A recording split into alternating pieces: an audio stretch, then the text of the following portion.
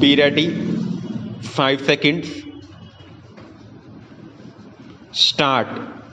While exercising its powers, the High Court is to examine as to whether the possibility of conviction is remote and bleak, and continuation of criminal cases would put the accused to great oppression and prejudice, and extreme injustice would be caused to him by not quashing the criminal case. Stop para. Offences under section 307 IPC would fall in the category of heinous and serious offences, and therefore are to be generally treated as crime against the society and not against the individual alone. Stop. However, the High Court would not rest its decision merely because there is a mention of section 307 IPC in the FIR, or the charge is framed under the provision. Stop. It would be open to the High Court to examine as to whether incorporation of section 307 IPC is there for the sake of it, or the prosecution has collected sufficient evidence which it proved would lead to provide the charge under section 307 IPC. Stop. For this purpose, if would be open to the High Court to go by the nature of injury sustained, whether such injury is inflicted on the vital/delicate parts of the body, nature of weapons used, etc. Stop.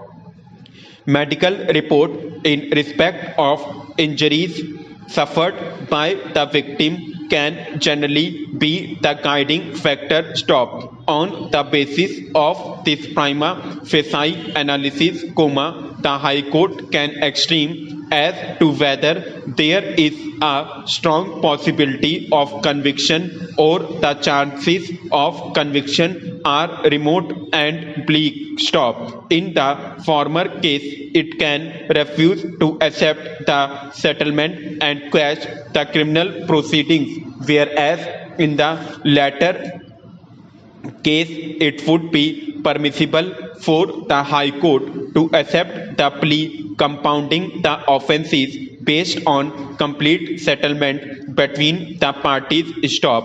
At this stage, the court can also be swayed by the fact that the settlement between the parties is going to result in harmony between them, which may improve their future relationship. Stop para. While deciding whether to exercise its power under section 482 of the code or not, thinking of settlement play a crucial role, those cases where the settlement is arrived at immediately after the alleged commission of offences and the matter is still under investigation, the High Court may be liberal in accepting the settlement to quash the criminal proceedings/investigation. Stop. It is because of the reason that at this stage the investigation is still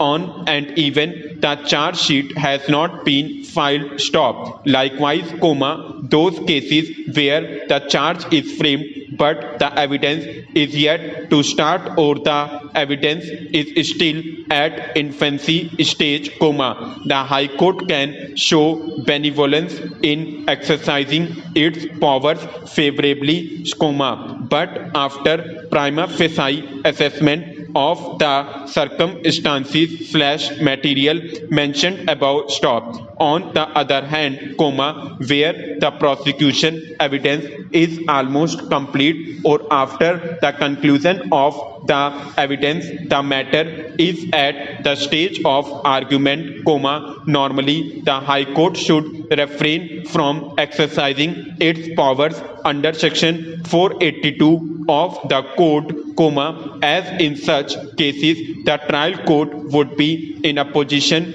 to decide the case finally on merit and to come to a conclusion as to whether the offences under Section 307 IPC is committed or not. Stop.